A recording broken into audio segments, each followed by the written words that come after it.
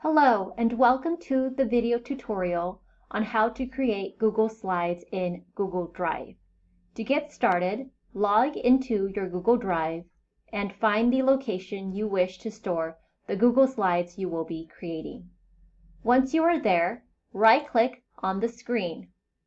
You will find that a drop-down menu will pop up. Go down and select the Google Slides option. A window will pop up asking if you wish to create an item in this particular folder. Go ahead and click Create and Share. This will generate a new Google Slide template for you to work with. If I was the Bio 103 leader and I'm working on the heart, I will title it Heart, and the title of the Google Slides will also be Heart. Know that this will automatically save into the location you had indicated earlier.